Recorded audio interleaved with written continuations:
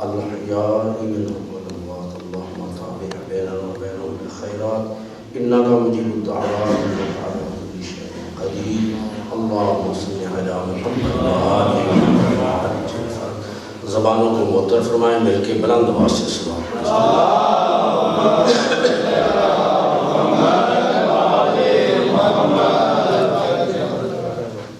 اعوذ باللہ من الشیطان الرجیم بسم اللہ الرحمن الرحیم الحمد للہ والصلاة علی اہلہا اما بعد فقد قال اللہ سبحانہ وتعالی فی کتابہ المبین وخطابہ المتین وهو أصدق القائلين وقوله الحق بسم الله الرحمن الرحيم يؤتي كل ذي فضل فضله بآواز بلند صلوات.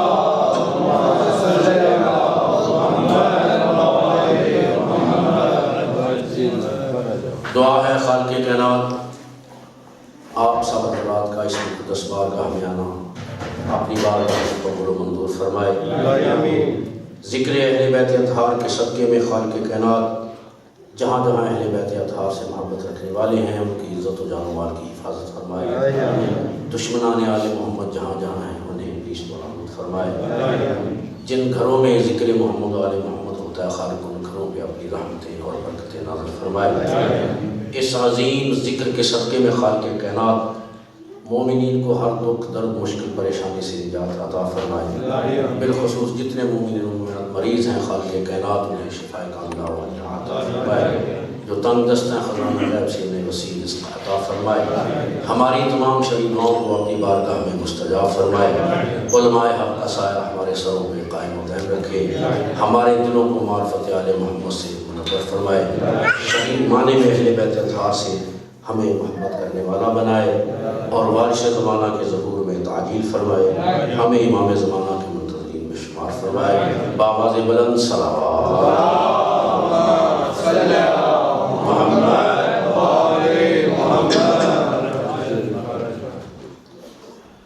اس مقدس مقام پہ کہ جہاں بھی ذکر محمد و آل محمد ہوتا ہے وہ مقدس جگہیں عام جگہ ہو ہی نہیں سکتی.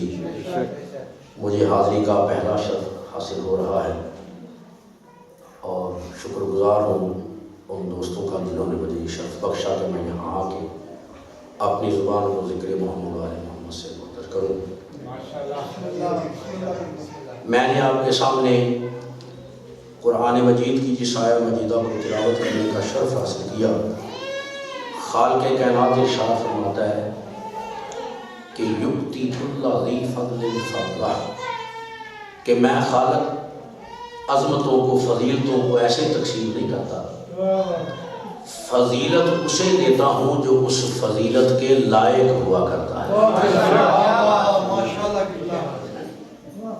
تو خالق کائنات نے ان ہستیوں کو اس گھرانے کو اہل بیت اطہار کے گھرانے کو جو عزت و عظمت عطا کی ہے اس لیے کہ یہ گھرانہ اس لائق تھا کہ اس گھرانے کو یہ عظمتیں عطا کی. قانون اور کلیہ بتایا ہوا ہے کہ میں ایسے ہی عظمتیں تقسیم نہیں کرتا. فضل فضیلت عظمت اسے عطا کرتا ہوں جو اس عظمت کے اس فضیلت کے لائق ہوا کرتا ہے. اور دوستو ہم خوش نصیب ہیں کہ دنیا کے سامنے ہم گردن بلند کر کے فخریہ طور پہ یہ جملہ کہتے ہیں کہ ہمیں اللہ نے وہ ہادی و رہبر عطا فرمائے ہیں جن کی طہارت کی گواہی خالق نے اپنی پاک کتاب میں دی. اور متعدد آیات قرآنی آپ پڑھیں تو آپ کو یہ ملے گا کہ آخرت کے دن جب دربار خدا بندی میں لوگ جائیں گے اور جو لوگ صراط مستقیم پہ نہیں چلے دنیا میں تو ان سے پوچھا جائے گا. خالق پوچھے گا کہ ہاں بھائی کیوں اس صراط مستقیم پہ تم نہیں چلے, اس راستے سے کیوں دور رہے؟ تو ایک نہیں متعدد آیات قرآنی ہیں جس میں وہ لوگ کہیں گے کہ اضلونا سادتنا و کبرا کہ پروردگارہ ہم تو زیادہ علم نہیں رکھتے تھے, ہم نے تو ان ہستیوں کو ظاہری طور پہ متقی پرہیزگار دیکھ کے انہیں اپنا ہادی اور رہبر بنایا تھا اور انہوں نے ہمیں سیدھی راہ سے بھٹکا دی. اضلونا ہمیں بھٹکا دیا کہ سادتنا و کبرا ہمارے سیدوں نے یعنی سرداروں نے بڑوں نے اور کبرانا جو ہمارے جنہیں ہم نے اپنا ہادی اور رہبر مانا تھا، ان کو زاہد و متقی سمجھتے ہوئے، تو ہمیں کیا پتا تھا؟ ان کا حق تھا کہ ہمیں صراط مستقیم بتاتے، یہ خود بھی صراط مستقیم پہ نہ چلے، ہمیں بھی نہیں چلنے دیں۔ تو یعنی وہ تو کوئی نہ کوئی گنجائش نکالیں گے دربار خداوندی میں یہ عذر کرنے کی کہ ہمیں تو انہوں نے اپنا بھی بیڑا کر دیا، ہمارا بھی بیڑا۔ اور قرآن میں، یعنی میرا موضوع یہ نہیں ہے لیکن میں عرض کرنا چاہتا ہوں کہ دیکھیں خالق نے فرمایا ہے قرآن، استبرأ الذین اتبعوا من الذین اتبعوا ورأوا العذاب وتقطعت بهم الاسباب قال الذین اتبعوا لو ان لنا کرۃ فنتبرأ منهم كما تبرأوا منا۔ بڑی پیاری آیت ہے۔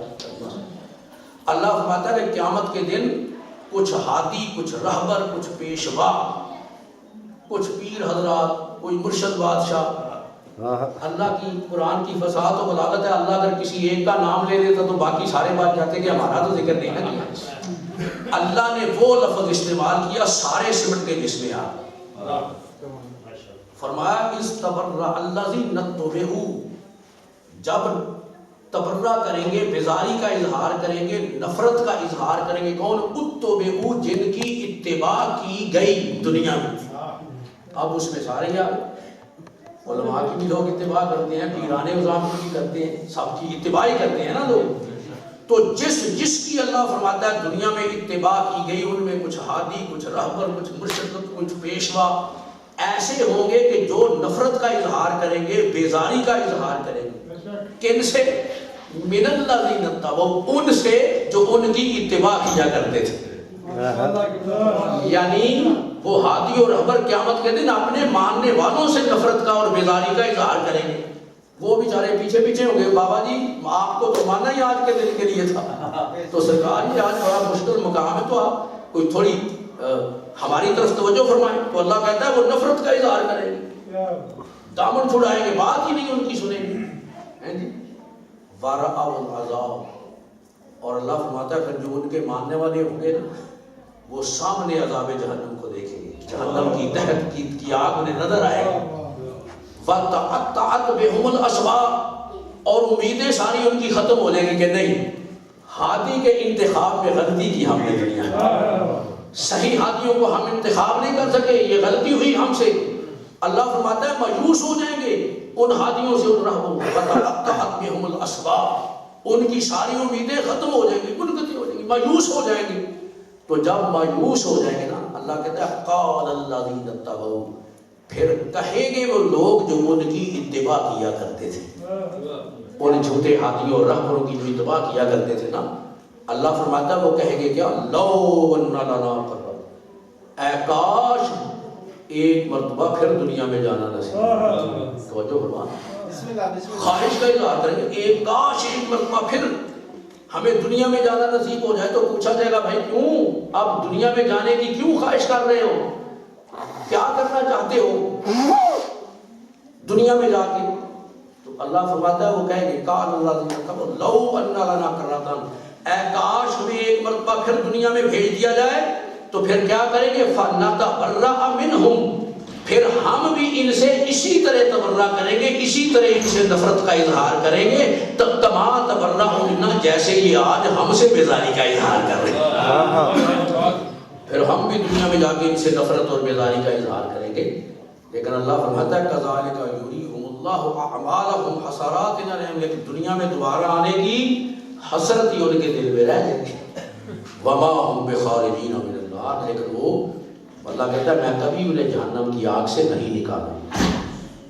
تو پتہ چلا دوستوں کہ قیامت کے دن تو ایسے منظر دیکھنے میں آئیں گے کہ جن کو دنیا نے ہادی مانا ہوگا وہ آگے ہوں گے اور ماننے والے بیچارے پیچھے ہوں گے، تو جو فرماتی، اور لوگ عذر کریں گے کہ بارے رہا ہم تو لا علم تھے، کام علم تھے، انہیں ظاہری طور پہ ان کے حلیے دیکھ کے، ان کے لباس دیکھ کے اور زہد و تقوی ظاہری دیکھ کے ہم نے انہیں اپنا ہادی مانا، تو انہوں نے ہمیں گمراہ کر دیا۔ لیکن دوستوں اور لوگوں کے پاس تو گنجائش ہے کچھ نہ کچھ عذر کرنے کی، تمہارے پاس کوئی گنجائش نہیں ہے، تو جو کیونکہ اگر ہم میں سے کوئی یہ کہے تو اللہ فرمائے گا کہ میں نے تو تمہیں ہادی وہ عطا فرمائے تھے جن سے افضل ہادی میں نے کائنات میں خلق نہیں کرا۔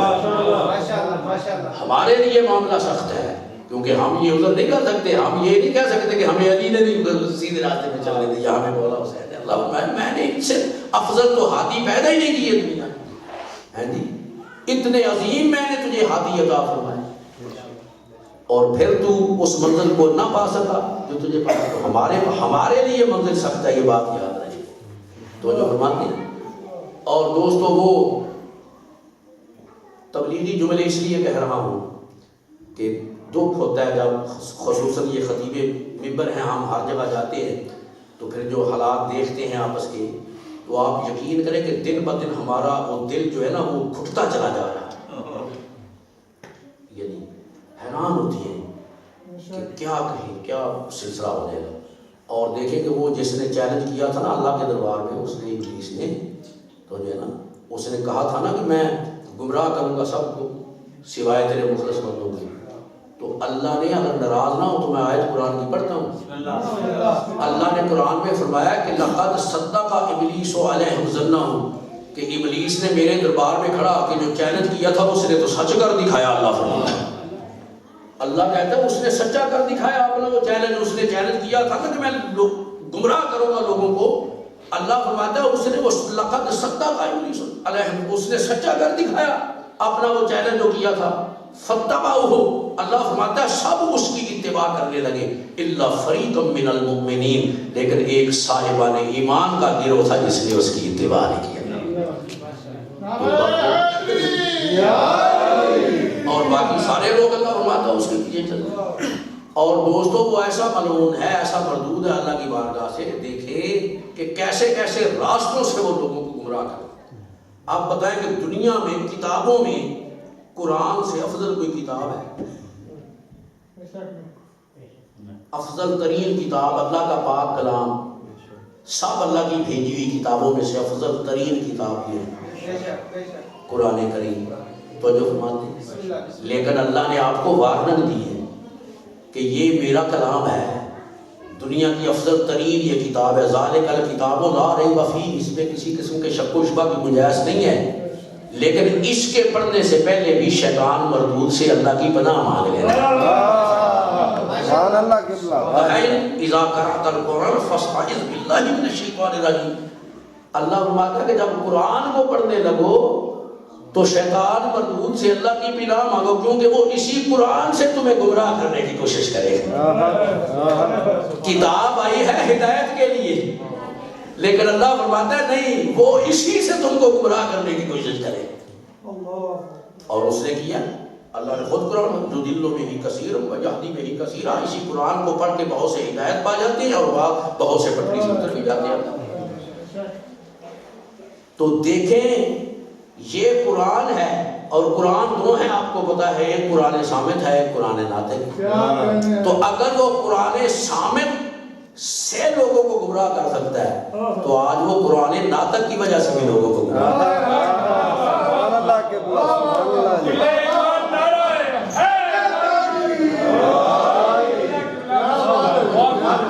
مومنین کے دل میں تو محبت علی ہے، جہاں نام علی آیا نعرہ حیدری، لیکن آج یہ سوچنے اور سمجھنے کی ضرورت ہے دوستو کہ یہ بندہ جو نام علی لے رہا ہے یہ کس انداز میں لے رہا ہے، میرے مولا کا نام کس انداز میں لے رہا ہے۔ فرمایا یہ فقط اتنا کافی نہیں ہے کہ یہ بندہ میرے مرشد علی کا نام لے رہا ہے تو بس جناب اس کے اندازوں میں اس کی تقلید کر لو، نہیں، یعنی اگر وہ قرآن صامت کی وجہ سے یعنی اس سے ایسے پہلو نکال سکتا ہے لوگوں کو پٹری سے اتارنے کے ہیں، تو وہ نام علی تو آیا تھا جھگڑوں کو مٹانے کے لیے، اختلاف کو مٹانے کے لیے، اور آج اسی نام سے دیکھیں قوم حصوں میں تقسیم ہو چکی ہے۔ میری دعا ہے کہ مولا کائنات کے صدقے میں خالق کائنات مومنین میں اتفاق و اتحاد پیدا فرمائے، ہمارے دلوں سے نفرتیں ان کو دور کر کے ایک دوسرے کی الفت و محبت پیدا فرمائے۔ اور یہ دیکھیں دوستو اپنے حوالے سے یعنی اپنے دلوں کو وسیع کریں، ہم تو اس رسول کی امت ہیں۔ دیکھیں میرے رسول نے اہل کتاب لوگوں کو، عیسائیوں کو دعوت دی۔ عیسائی حضور کو نبی مانتے تھے اللہ کا، قرآن کو اللہ کی کتاب مانتے تھے، اختلاف تھا نا انہیں، لیکن حضور نے انہیں دعوت دی کہ تعالو، تو مجھے نبی نہیں مانتے نہ اسلام کی باقی چیزوں سے تم متفق ہو نہیں، تعالو الی کلمۃ سواء بیننا و بینکم، میں ایک ہی چیز پہ تم سے اتفاق کرنے کے لیے تیار ہوں. حضور فرما رہے ہیں کتاب اس ایک بات پہ، اس ایک کلمہ پہ تم سے اتفاق کرنے کے لیے تیار ہوں. سواء بیننا و بینکم، جو تمہارے اور ہمارے درمیان مشترک ہے کیا؟ کہ عبادت کے لائق صرف اللہ ہے. سبحان اللہ سبحان اللہ. تو حضور تو صرف ایک بات پہ ان سے اتفاق اور اتحاد کرنے کے لیے تیار ہے. اور ہم مومنین ہیں، چلے ہمارے نزدیک تو ہزاروں قدریں مشترک ہیں یا نہیں؟ مشترک ہیں نا. تو محبت کی کوشش کریں، نفرتیں دل سے نکالیں اور برداشت کرنے کی ایک دوسرے کی کوشش کریں. یہ بڑا مشکل دور ہے اس کی، اور یہ عجیب اس لیے نہیں ہے کہ ہمارے وارثوں نے بہت پہلے ان ساری چیزوں کی ہمیں خبر دے دی، اور بڑا محتاط ہونے کی اس دور میں ضرورت ہے. اور دوستو بات ادھر ادھر نہ نکل جائے، کچھ دل کے وہ ہوتے ہیں سلسلے جو کبھی زبان پہ بھی آ جاتے ہیں، ورنہ میرا گفتگو تو اور ہے. ہماری تو ڈیوٹی یہ دیکھیں، مولا نے ڈیوٹیاں تقسیم کی ہیں. تو پاکستان میں نے 22 سال جو مولا کی ڈیوٹی دی ہے، وہ میرے ذمہ جو مولا نے ڈیوٹی لگائی تھی، الحمدللہ میں اس سے مطمئن ہوں کہ مولا نے مجھ سے صحیح وہ ڈیوٹی دی. تو جو اور اپنی ڈیوٹی ہم نے پوری کی، اور یہاں بھی انشاءاللہ جو ماحول سارا دیکھ رہے ہیں اسی کے حوالے سے کوشش ہوگی کہ انشاءاللہ مومنین میں محبتیں تقسیم کریں ہیں، اور صحیح معنی میں جو مذہب حقہ ہے یعنی اسے پیش کیا جائے دنیا کے سامنے کہ ہماری ذمہ داری کیا ہے اور کون ہیں اہل بیت اطہار کے ماننے والے، ہماری ذمہ داریاں کیا ہیں. انشاءاللہ جیسے جیسے آپ کی خدمت میں حاضری ہوگی انشاءاللہ تو آپ کے مزاج کے مطابق حاضری ہوگی. لیکن آج کی کیونکہ اس مجلس پاک کا جو انعقاد ہے وہ ایک بڑی محترم ہستی کے حوالے سے ہے، ہمارے ساتھ میں مولا حضرت موسیٰ کاظم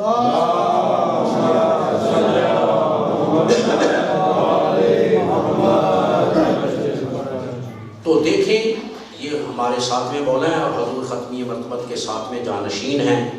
اللہ نے وہ سلسلہ امامت جو حضور کے بعد جاری فرمایا، سلسلہ نبوت و سرت حضور کی ذات پہ ختم ہے، اور سلسلہ ولایت و امامت اب جاری ہے قیامت تک امت.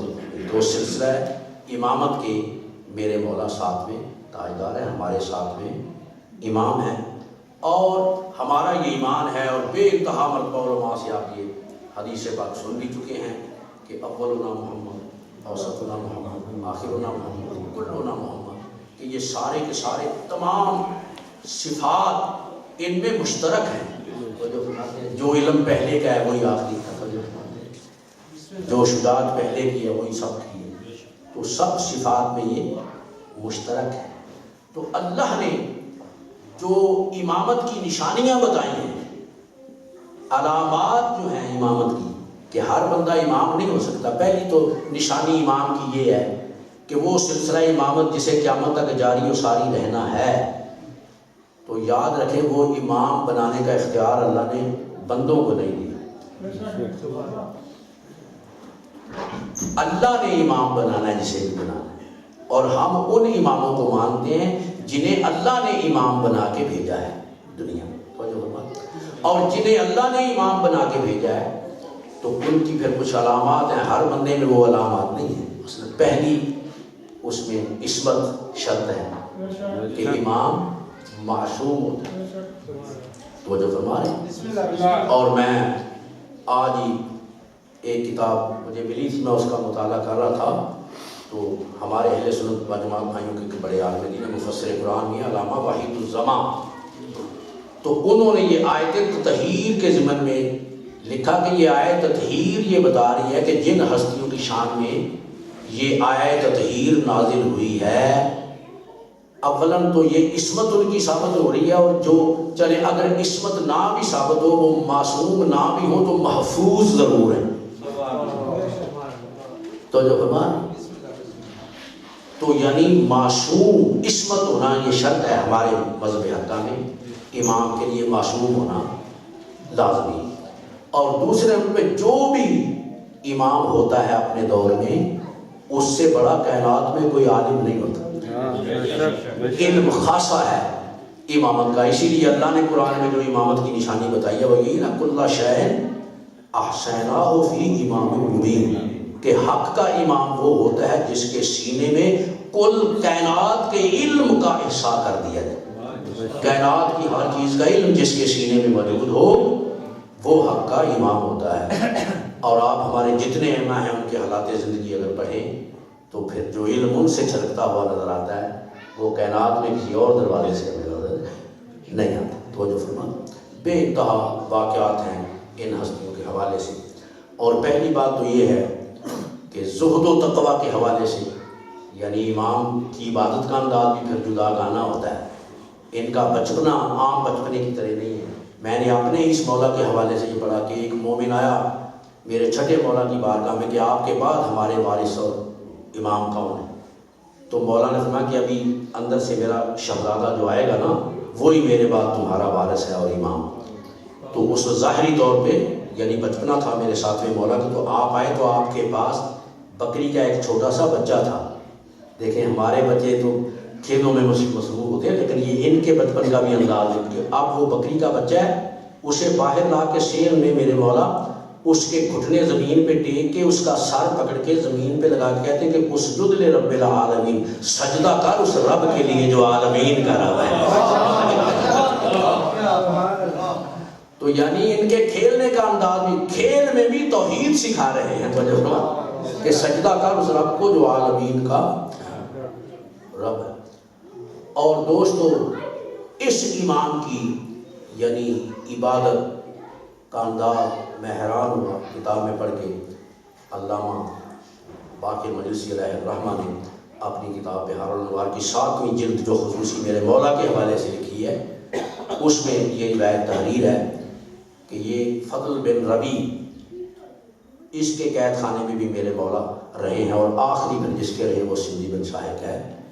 تو یہ جو فضل بن ربی ہے وہ راوی بیان کرتا ہے کہ میں ایک دن اس سے ملنے کے لیے آیا، یہ اپنے مکان کی چھت پہ بیٹھا ہوا تھا، عبادت کا انداز بتانے لگا اپنے مولا. تو یہ بندہ کہتا ہے یہ مومن تھا، یہ آیا تو وہ فضل بن ربی اس سے کہنے لگا کہ بھائی یہ جو سامنے مکان ہے ذرا اس کے اندر جھانک کے دیکھو کوئی چیز تمہیں نظر آ رہی. تو وہ کہتا ہے کہ میں نے جب جھانک کے دیکھا تو مجھے ایک سفید کپڑا نظر آیا. تو میں نے کہا کہ ایک سفید کپڑا مجھے پڑا ہوا نظر آ رہا ہے. وہ کہتا ہے ذرا غور سے دیکھو اس کپڑے کو. وہ راوی کہتا ہے کہ آپ جو میں نے غور سے دیکھا تو مجھے پتا چلا کہ یہ کپڑا نہیں ہے، کوئی سجدے میں پڑا ہوا ہے. تو میں نے کہا کہ یہ تو معلوم ہوتا ہے کہ کوئی بندہ حالت سجدہ میں ہے. تو کہتا ہے اسے پہچانتے ہو؟ راوی کہتا ہے میں نے کہا نہیں. کہتا یہ تمہارے آقا و مولا ہیں. تو وہ کہتا کون سے آقا مولا؟ تو یہ فضل بن ربی کہتا کہ تجاہل عارفانہ سے کام نہ لو، تم جانتے ہو یہ کون ہے؟ تو اس نے کہا میں نے قسم کھا کے کہا کہ مجھے نہیں معلوم یہ ہستی کون ہے. تو اس نے کہا کہ یہ تمہارے 7ویں امام ہیں موسیٰ ابن جعفر.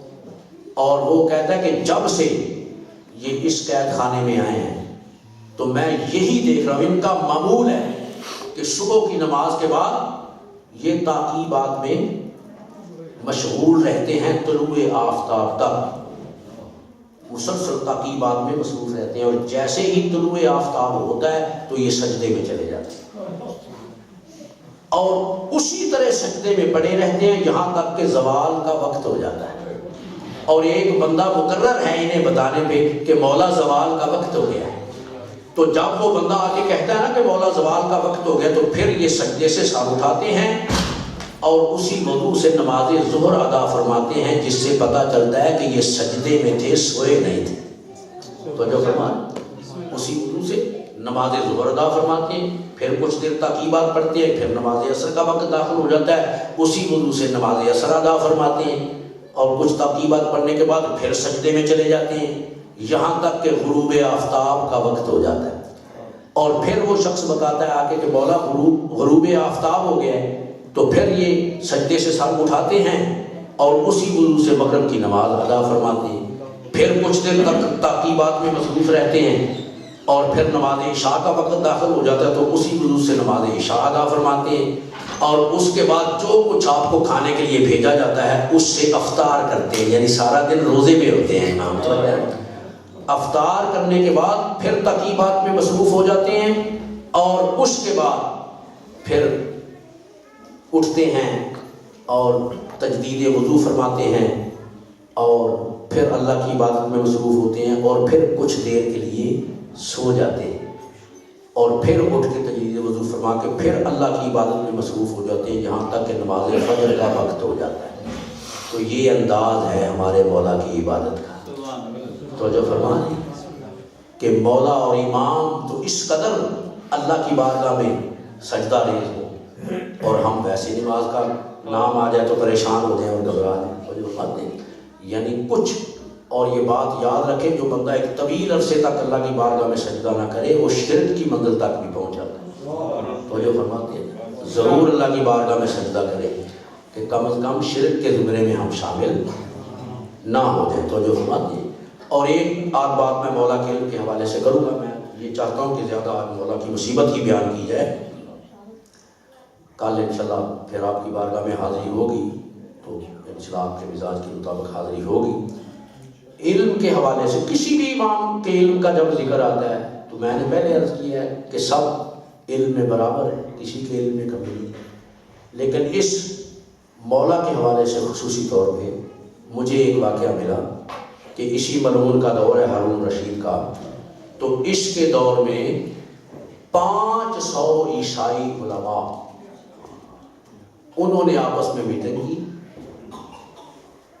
کہ آؤ مل کے اس کے دربار میں جاتے اور اسے کہتے ہیں کہ بھائی ہم عیسائی ہیں, ہم آئے ہیں اسلام کو سمجھنے کے لیے کہ آپ کا دین اسلام کیا ہے, لیکن ہم وہ دین اسلام کو لمبی چوڑی تقریروں سے نہیں سمجھنا چاہتے. 2 جملوں میں ہمیں بتایا جائے کہ اسلام کی حقیقت کیا ہے. مختصراً 2 جملوں میں بتایا جائے کہ اسلام کی حقیقت کیا. اب جناب وہ آ گئے 500 عیسائی علماء اس کے دربار میں, اور یہی انہوں نے کہا کہ ہم آئے ہیں دین اسلام کی حقیقت سمجھنا چاہتے ہیں لیکن لمبی چوڑی تقریروں سے نہیں, کیونکہ انہوں نے کہا کہ اگر یہ ان کے علماء آئیں گے اور کہیں گے ہمارے پاس توحید ہے تو وہ ہمارے پاس بھی ہے, نمازیں روزے ہر چیز ہمارے پاس بھی ہے, قیامت کا تصور ہمارے پاس بھی ہے, تو جو فرما رہے ہیں رسالت ہر چیز ہمارے پاس بھی ہے. تو انہیں کہیں گے کہ مختصر جملوں میں بتایا جائے اسلام کی حقیقت کیا ہے. تو اب یہ آئے, یہی سوال انہوں نے کیا اس کے دربار میں. تو اس نے علماء اسلام کو بلایا کہ بھائی یہ لوگ آئے ہیں اسلام کی حقیقت سمجھنے کے لیے, ذرا انہیں اسلام کی حقیقت بتاؤ. اب مولویوں نے تقریریں شروع کر دی, جناب اسلام یہ ہے, اسلام یہ ہے. انہوں نے کہا جناب یہ سب چیزیں ہمارے پاس بھی موجود ہیں, ہمیں مختصر طور پہ بتایا جائے کہ وہ الگ چیز کیا ہے جو آپ کے پاس ہے اور ہمارے پاس نہیں ہے اور دین اسلام نہیں ہے. تو علماء غصے میں آ گئے کہ یہ عجیب لوگ ہیں جو کہہ رہے ہیں 2 جملوں میں اسلام کو اتنی مختصر چیز ہے جو 2 جملوں میں تو آپ بتا دی جائے, تفصیلی طور پہ جب تک نہ بتایا جائے کیسے ان کی سمجھ میں آئے گا اسلام کیا ہے. لیکن وہ اپنی ضد پہ ہے کہ نہیں جی ہم لمبی بات سے تو سمجھ نہیں چاہتے, ہمیں 2 جملوں میں بتایا جائے کہ اسلام کی حقیقت کیا ہے. تو اچانک اس کے ذہن میں آیا کہ جو دین کا اصل وارث ہے اسے تو میں نے قید کر رکھا, مولا قید تھے. تو فوراً اس کے ذہن میں آیا جو دین کا وارث ہے اصل, یہ مانتے تو تھے نا, اور یہی تو انہیں خطرہ تھا کہ یہ اصل وارث ہے, ہم لوگ ان کی طرف جائیں گے اور ہماری بات کے خطرے میں پڑیں گے. تو آپ اس نے فوری طور پہ 2 شخصوں کو حکم دیا کہ فوری طور پہ جاؤ اور یہ بہترین لباس لے جاؤ اور یہ سواری لے جاؤ اور یہ میرا خط لے جاؤ, جا کے دروگہ زندان کو دو کہ وہ مولا کو رہا کرے اور جلدی انہیں لے کے آؤ. تو اب تاریخ یہ بتاتی ہے کہ یہ دونوں لوگ آدمی جو تھے یہ مولا کے لیے ایک بہترین لباس لے کے ایک سواری لے کے آئے, دروگہ زندان کو خط دیا کہ مولا کو فوراً رہا کرو. جب مولا تشریف لائے انہوں نے بتایا کہ آپ کو دربار میں بلایا جا رہا ہے اور آپ کے لیے لباس بھیجا گیا, آپ کے لیے سواری ہے. مولا فرماتے کہ مجھے نہ تمہارے لباس کی ضرورت ہے اور نہ تمہاری سواری کی ضرورت ہے, تم جاؤ میں آ رہا. اور وہ بندے کہتے ہیں کہ جب ہم پہنچے نا واپس دربار میں تو ہم سے پہلے مولا دربار میں داخل ہو رہے تھے. یہ مولا داخل ہو, جیسے ہی مولا داخل ہوئے تو پورا مجمع مولا کی تعظیم کے لیے اٹھا, اور یہ خود حاکم وقت بھی میرے مولا کی تعظیم کے لیے اٹھا, بڑی عزت سے آگے بڑھ کے استقبال کیا, اپنے پہلو میں جگہ دی, اور پھر ان عیسائی علماء سے کہا کہ اب کرو سوال. تو اب ان عیسائی علماء نے مولا سے مخاطب ہو کے سوال کیا, جی ہم جناب دین اسلام کی حقیقت کو سمجھنا چاہتے ہیں لیکن مختصر جملوں میں 2 جملوں میں ہمیں بتایا جائے کہ اسلام کی حقیقت کیا ہے دین اسلام، تو میں قربان جاؤں امام کے علم کے، اب 2 ہی جملوں میں میرے مولا نے جواب دیا، لیکن پورے اسلام کی حقیقت کو سمیٹ کے 2 جملوں میں میرے مولا نے پیش کر۔ میرے مولا فرماتے ہیں کہ اسلام کی حقیقت یہ ہے الاسلام هو التعظیم لامر اللہ والشفقۃ علی خلق اللہ۔ اسلام نام ہے اللہ کے امر کی تعظیم کا اور اس کی مخلوق پہ شفقت کرنے کا۔ اللہ کے امر کی تعظیم اور اس کی مخلوق پہ شفقت کرنے کا نام اسلام ہے۔ تاریخ بتاتی ہے کہ ان میں سے آدھے سے زیادہ علماء تو اسی وقت دائرہ اسلام میں داخل ہو گئے کہ یہ ہے حقیقت اسلام، ہر چیز سے بلکہ اللہ کا امر ہی تو ہے نا، دین سارے کا سارا، جب ہم تو جتنے حقوق ہیں وہ اللہ کی مخلوق پہ شفقت کرنے میں سمٹ کے آ گئے، تو فرمایا کہ اللہ کے امر کی تعظیم اور اس کی مخلوق پہ شفقت کرنے کا نام اسلام ہے۔ کہاں سے لائے گی دنیا ایسے امام کھول کے؟ میں یہاں تھوڑا رک اس لیے رہا ہوں دوستو کہ اس سے پہلے جتنی بھی مولا نے ڈیوٹی لی ہے ہم سے، تو میں جہاں بھی حاضری کے لیے جاتا تھا تو میری وہ شرط اول یہی ہوا کرتی تھی ہر جگہ پہ کہ بھائی کسی چیز کا تقاضا تم سے نہیں ہے، نہ ہوائی جہاز کی ٹکٹ کا، بس کی چھت پہ بھی بیٹھ کے آ جاؤں گا، ہے جی، کوئی نیاز کا کوئی سسٹم ایسا نہیں ہے۔ ایک یہ ہے کہ مجھے پڑھنے کے لیے پابندی نہیں لگانی کہ اتنا پڑھنا ہے یا اتنا زیادہ کرنا ہے، تو میں کیونکہ آتی اس چیز کا ہوں زیادہ، تو یہاں کیونکہ ایک وقت میں حاضری دینی ہے تو اس لیے میں وہ کہ کہیں پھیل نہ جائے بات، اور یہ ایسا آہستہ آہستہ کیونکہ میں بھی آپ کے مزاجوں سے آشنا ہو جاؤں گا اور انشاءاللہ سلسلہ اپنے اعتدال پہ آ جائے گا، اس لیے میں ذرا شارٹ کرنے کی کوشش کر رہا ہوں کہ کہیں بات جو ہے وہ بکھر نہ جائے اور مولا ہی کے حوالے سے یہ بات اور اکثر کتابوں میں خصوصاً مومنین کے گھروں میں اور کتاب ہو یا نہ ہو تو انتحار کا مصنون کے فضائل کے حوالے سے 14 ستارے تو تقریباً موجود ہوتی ہے، تو اس میں سرکار علامہ امجد بن حسن کراری صاحب نے میرے اسی مولا کا جہاں ذکر کیا، میرے مولا کے فضائل کا، تو ایک واقعہ انہوں نے لکھا ہے، اور واقعہ انہوں نے نہیں لکھا، انہوں نے جس کتاب سے لکھا ہے وہ کتاب لکھنے کا شرف ایک سنی عالم دین کو حاصل ہے، علامہ عبد الرحمن جامی، مشہور ہے نا جامی صاحب، رومی جامی 2 ہی مشہور ہیں ہستیاں، تو جامی صاحب کی کتاب ہے شواہد النبوت، تو اس کتاب کے آخر میں انہوں نے 12 ائمہ کے حالات زندگی تحریر فرمائے، اور یہ 14 ستارے میں تقریباً ہر دوسرا حوالہ وہ اسی کتاب کا ہے شواہد النبوت کا، تو علامہ عبد الرحمن جامی صاحب نے بھی یہ واقعہ لکھا اس میں شواہد النبوت میں، اور اس کتاب کے حوالے سے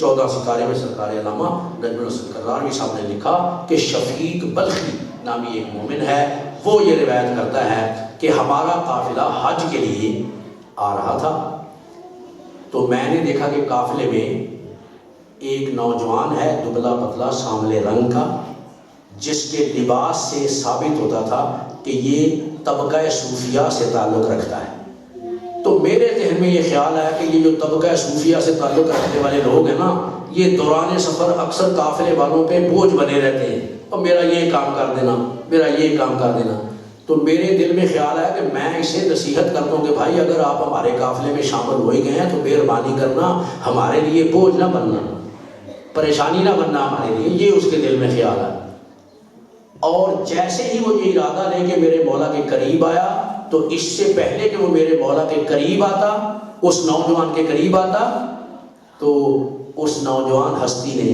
قرآن کی آیت پڑھی اور اس کا نام لیا کہ یا شفیق اجتنبوا کثیرا من الظن ان بعض الظن اثم، کہ اے شفیق زیادہ گمان کرنے سے اجتناب کیا کرو کیونکہ اکثر جو گمان ہوتے ہیں وہ گناہ ہوا کرتے ہیں۔ تو وہ شفیق کہتا ہے کہ میں حیران ہوا کہ اس ہستی کو میرے نام کا کیسے پتہ چل گیا، اور پھر میرے دل کی کیفیت اس نے کیسے پڑھ لی، کہ میں یعنی گمان کر رہا تھا اس کے بارے میں کہ یہ ہمارے لیے بہت، میں نے کہا میں اس سے نصیحت کر رہا ہوں تو یہ کوئی عام ہستی نہیں ہے، یہ تو کوئی ابدالوں میں سے معلوم ہوتا ہے، یہ لفظ ہے کتاب میں، یہ تو کوئی ابدالوں میں سے معلوم ہوتا ہے۔ اور ابدالوں کا بھی لفظ آ گیا تو بتا دوں، یہ اللہ کی سلطنت کے کچھ کرنے ہیں، ان کے مختلف نام ہیں، تو جو ہے نا جی، تو ان میں ابدال بھی ایک عہدے کا نام ہے۔ اور مولا کائنات سے کسی نے یہ کہا تھا کہ مولا کیونکہ اہل شام ممبروں میں بیٹھ کے آپ کو سب کرتے ہیں تو آپ ہمیں بھی اجازت دیں کہ ہم بھی ان کے خلاف اپنی زبان کھولیں۔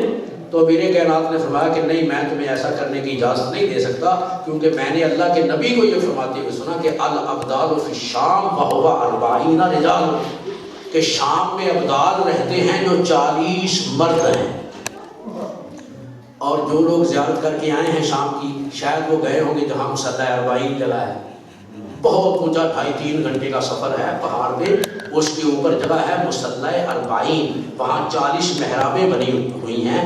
اور یہ ابدال جمع ہے بدل کی، یعنی یہ وہ اللہ کی سلطنت کے کرندے ہیں جو جگہ بدلتے رہتے ہیں، مختلف جگہ ان کی ڈیوٹیاں لگتی ہیں اور ڈیوٹی پوری کر کے پھر اسی جگہ پہ واپس آتے ہیں اور اپنی اپنی محراب میں مصروف عبادت ہو جاتے ہیں۔ تو اس جگہ کا نام ہے مصلی 40، دمشق شہر میں مشہور ہے۔ کسی کو مصلی اللہ حالات بہتر گئے تو آپ میں سے جو نہیں گئے وہ جائیں تو وہ مصلی 40 ضرور دیکھیں، ہے نا؟ تو وہ 40 ابدالوں کے رہنے کا مقام اور مرکز ہے۔ تو بات لمبی نہ ہو جائے تو وہ کہتا ہے یہ کہہ کے وہ ہستی چل پڑی اور میں نے ارادہ کیا کہ میں آگے ہو کے ان سے معافی مانگوں، لیکن میں دوڑ رہا تھا اور وہ ایسا چل رہے تھے، اس کے باوجود میں ان تک نہ پہنچ سکا اور وہ میری نظروں سے غائب ہو۔ اور پھر میں نے انہیں ایک مقام پہ مشغول نماز دیکھا اور نماز کے بعد وہ تعقیبات میں مصروف تھے، تو میرے دل میں وہ شرمندگی تھی۔ میں نے کہا کہ اب جا کے میں ان سے معافی کا طلبگار ہوتا ہوں۔ پھر میں جیسے ہی ان کے قریب گیا، اس سے پہلے کہ میں بات کرتا، تو انہوں نے کہا کہ اے شفیق، جو سچے دل سے اللہ سے توبہ کرتا ہے اللہ اسے معاف کر دیا کرتا ہے۔ تو وہ کہتا ہے، میں نے کہا یار یہ ہستی، اس نے، انہوں نے دوسری دفعہ یعنی میرے دل کی بات کو، میرے دل کی کیفیت کو کہ اب میں جس ارادے، انہوں نے پھر اس ارادے۔ تو وہ کہتے ہیں پھر میں نے ارادہ کیا اور اٹھ کے چلے، پھر میں ان تک نہ پہنچ سکا، وہ میری نظروں سے گئے۔ تیسری دفعہ میں نے انہیں ایک کنویں کے کنارے پہ کھڑے ہوئے دیکھا اور انہوں نے اپنا ڈول نکالا اور کنویں میں پھینکا پانی لینے کے لیے، وہ رسی ہاتھ سے چھوٹ گئی اور وہ جو ڈول تھا، وہ برتن تھا جو بھی، وہ کنویں میں جا گیا۔ تو اب اس ہستی نے ہاتھ اٹھایا اللہ کی بارگاہ کے، بارے رہا میرے پاس تو یہ ایک ہی ڈول تھا، مجھے تو میرا ڈول واپس چاہیے۔ وہ شفیق بلخی کہتا ہے میں نے دیکھا کہ پانی کی سطح بلند ہو گئی، پانی کی سطح بلند ہوئی اور وہ ڈول بالکل تیرتا ہوا اوپر کنارے پہ آ گیا۔ اس ہستی نے آرام سے آگے بڑھ کے اپنا ڈول اٹھایا، اس میں پانی بھرا اور پھر زمین سے ریت کی مٹھی بھری، اس پانی میں ڈالی، اسے ہلایا اور پینا شروع کر دیا۔ میں حیران، آگے بڑھ کے میں نے کہا کہ مولا مجھے بھی کچھ عنایت کیجیے پینے کے لیے، تو انہوں نے وہ جو باقی بچا تھا وہ مجھے دے دیا۔ اب اس کی نظروں کے سامنے تو ریت کی مٹھی اٹھا کے ڈالی تھی نا پانی میں، لیکن وہ کہتا ہے جب میں نے پیا تو بہترین ستو اور شکر کا شربت اور اتنا لذیذ کہ بعد میں کتنی دیر تک میں اس کی لذت جو ہے وہ اپنے منہ میں محسوس کرتا رہا۔ اس نے کہا چوتھی مرتبہ اور آخری مرتبہ میں نے انہیں خانہ کعبہ کا طواف کرتے ہوئے دیکھا کہ وہ ہستی خانہ کعبہ کا طواف کر رہی تھی، اور خانہ کعبہ کا طواف کرنے کے بعد جیسے ہی وہ حجر اسود کی طرف بڑھے، حجر اسود کو بوسہ دینے کے ارادے سے، تو وہاں تو کوئی کسی کو جگہ نہیں دیتا نا کہ آؤ بھائی، لیکن جیسے ہی وہ ہستی بڑی حجر اسود کو بوسہ دینے کے لیے، تو لوگوں نے راستہ خالی کر دیا، یعنی لوگ ہٹ کے کھڑے ہو گئے، راستہ خالی ہو گیا، اور اس ہستی نے آرام سے جا کے حجر اسود کو بوسہ دیا، اور جیسے ہی حجر اسود کو بوسہ دے کے وہ پلٹے تو لوگوں نے انہیں اپنے گھیرے میں لے لیا، اور لوگ انہیں یہ کہہ کے سلام کر رہے تھے السلام علیکہ یا ابن رسول اللہ۔ تو یہ شفیق بلخی آگے کہتا کہ یار یہ ہستی کون ہے؟ ان کا تو نے نہیں پہچانا، یہی تو ہمارے ساتویں امام ہیں حضرت موسیٰ ابن جعفر علیہ السلام۔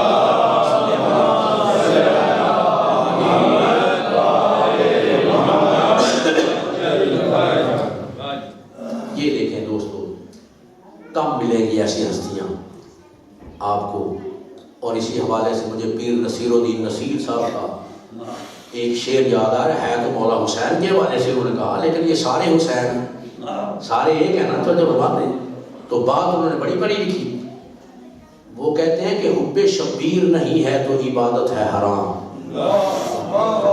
بھائی میرے فضل کا آخری جملہ ہے، ربط مسائل ہوا. حب شبیر نہیں ہے تو عبادت ہے حرام، نہ نمازیں نہ وظیفے نہ سجود اور قیام، یہ تسابیح و زیارات و حج و احرام، نہیں منظور یہ اللہ کو بے حب امام. وہ کہتا ہے خواہ فراست ہے میری یا کہ یہ نادانی ہے، حب اولاد علی شرط مسلمانی.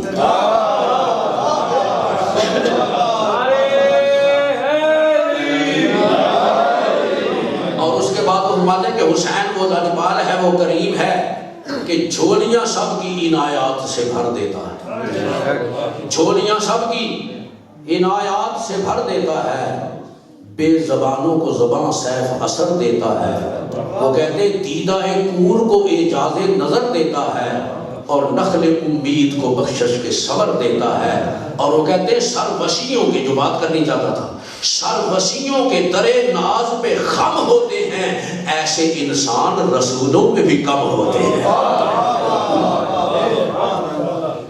اللہ نے ہمیں وہ امام عطا فرمایا کہ جن کی مثالیں انبیاء، یہ اللہ نے مقام و مرتبہ ان ہستیوں کو عطا فرمایا. لیکن دوستو نہ پہچان سکی یہ امت نازیم ہستی. خدا کی قسم اصل حقیقت یہ ہے کہ امام کی سمجھ تو تب آئی ہوتی نا اگر لوگوں نے رسول کی عظمت کو سمجھا ہوتا. جب رسول ہی سمجھ میں نہیں آیا تو پھر رسول کی بیٹی کیا سمجھ میں آئے، علی کیا سمجھ میں آئے، امام موسیٰ کاظم کیا سمجھ. رسول کو نہیں سمجھا کلمہ پڑھنے والوں نے. خدا کی قسم اگر حقیقی معنی میں رسول کی عظمت کو سمجھا ہوتا آج کبھی آپ کو صف عذاب میں بیٹھ کے رونے کی ضرورت پیش نہیں. یہ سب اس لیے ہے کہ لوگ عظمت رسول کو نہیں سمجھتے. اور دوستو اکثر آپ میرے اس مولا کے حوالے سے علماء و ذاکرین سے سنتے ہیں کہ میرا 14 سال کا قیدی امام. تو اگر ساری قید مولا کی جمع کی ہے تو وہ 14 سال سے 16 سال کے قریب میرے مولا کی مجموعی قید جو ہے نا وہ بنتی ہے. اور اس ملعون ہارون الرشید کے زمانے میں تو سارا وقت میرے مولا کا قید میں گزرا. لیکن میں نے ایک بزرگ عالم دین کو یہ کرتے ہوئے سنا، وہ فرماتے ہیں کہ مولا جس قید خانے میں بھی جاتے تھے نا تو یہ ظالم حکم دیتا تھا کہ زیادہ سے زیادہ سختی کی جائے امام پہ، لیکن میرے مولا کے زہد و تقویٰ کو دیکھ کے کچھ ہی عرصے کے بعد وہ جو دروغہ زندان ہوتا تھا وہ میرے مولا کے قدموں میں گر جاتا کہ مجھے چاہے قتل کر دو، میں اس ہستی پہ سختی نہیں کر سکتا. اسی لیے زیادہ زندان بدلے گئے میرے مولا. تو بزرگ عالم نے فرمایا کہ ایک دروغہ زندان کہتا کہ جتنی دیر بھی مولا قید رہے میرے قید خانے میں نے کبھی پریشان نہیں دیکھا امام.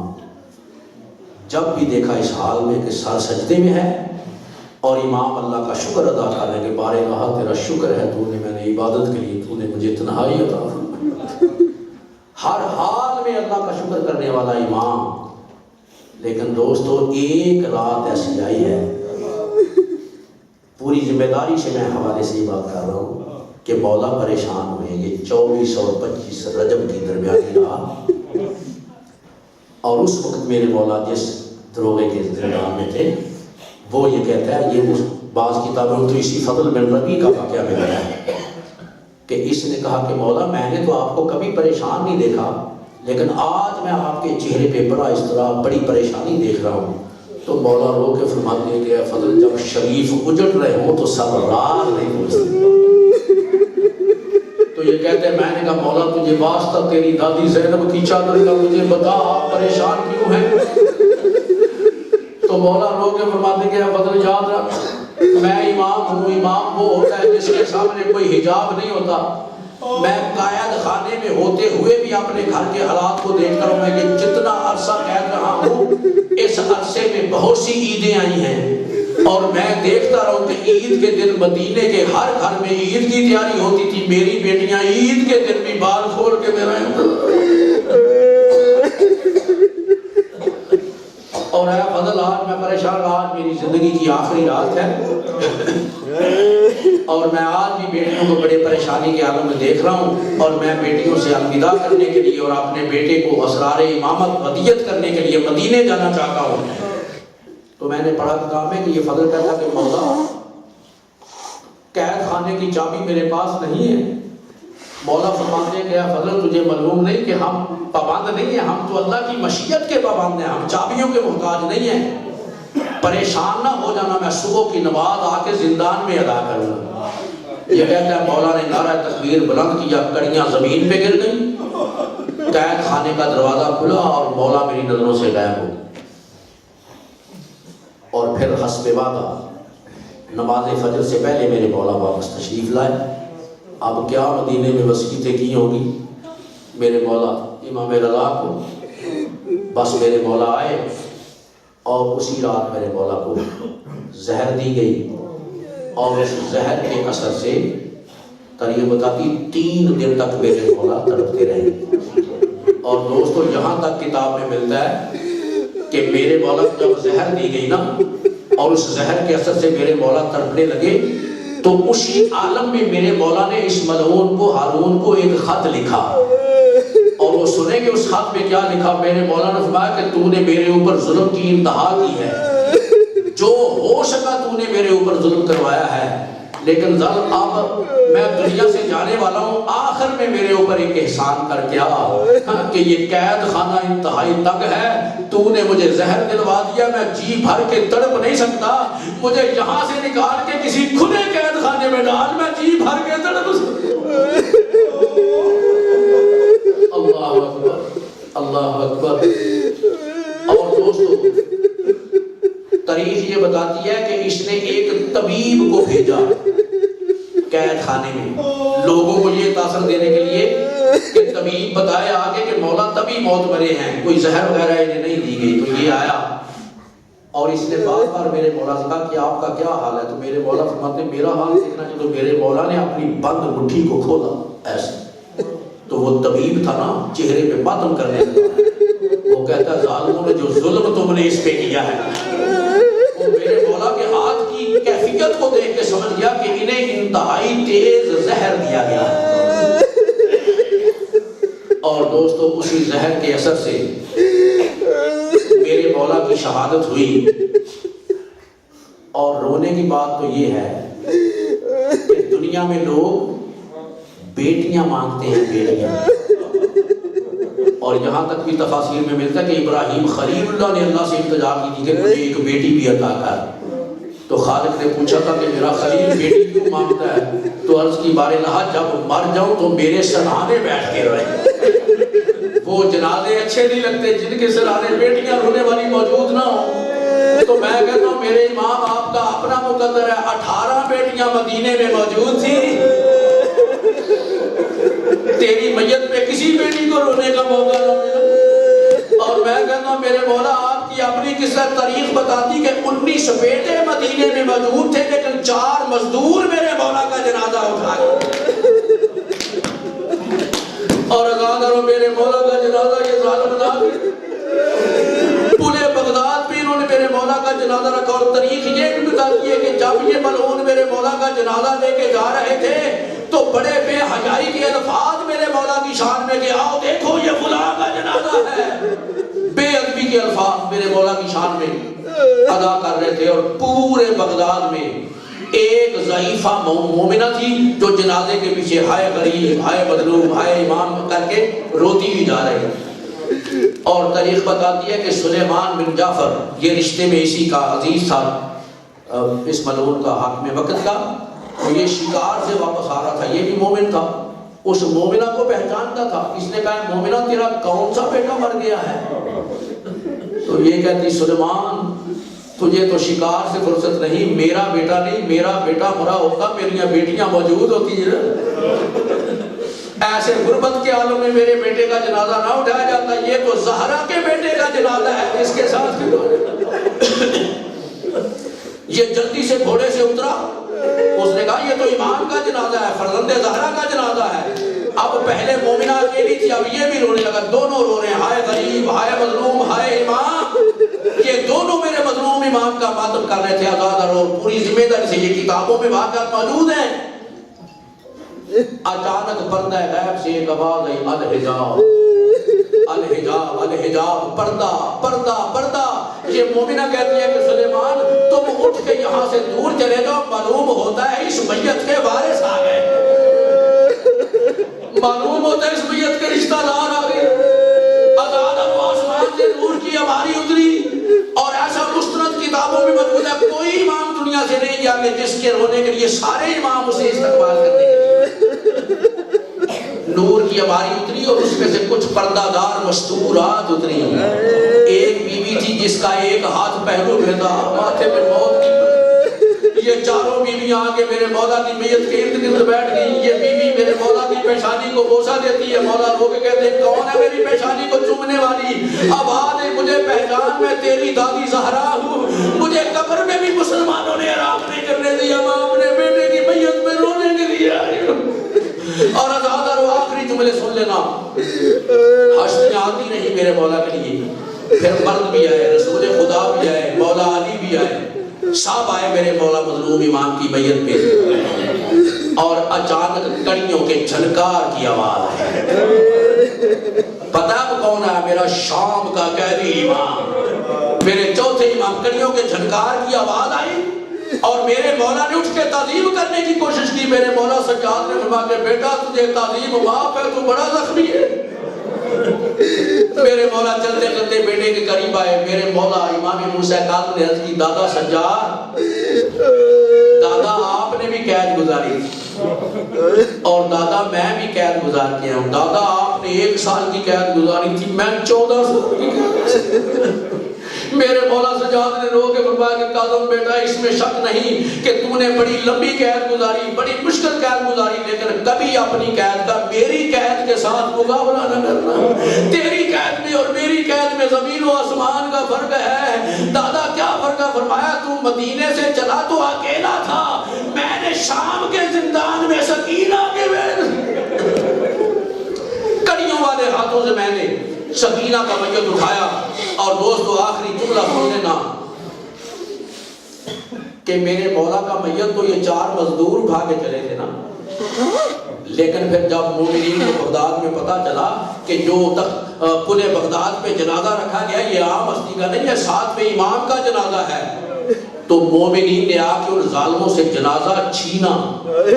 عزت و احترام سے میرے مولا کو غسل و کفن دیا گیا، اور 2500 دینار کا قیمتی کفن جس پہ پورا قرآن لکھا ہوا تھا میرے مولا کو پہنایا گیا، عزت و احترام سے جنازہ اٹھایا گیا، دفن کیا گیا۔ میں کہتا ہوں مولا آپ کی غربت میں تو شک نہیں، لیکن دل چاہتا ہے کہ آپ کو مبارک دوں کہ چاہے آخر میں ہی، لیکن مومنین نے آپ کو غسل تو دیا، آپ کو کفن تو دیا، احترام سے آپ کا جنازہ اٹھا، آپ کے جنازے کو احترام سے دفن کیا گیا۔ لیکن ہائے میرے مولا سجاد کہ جب کربلا سے چلے تو بابا کا جنازہ کربلا کی گرمریز میں پڑا ہوا تھا۔ سجاد رو کے کہتے بابا سجاد کو تیرے لاشے کو دھوپ میں چھوڑ کے جانا نہیں بھولے۔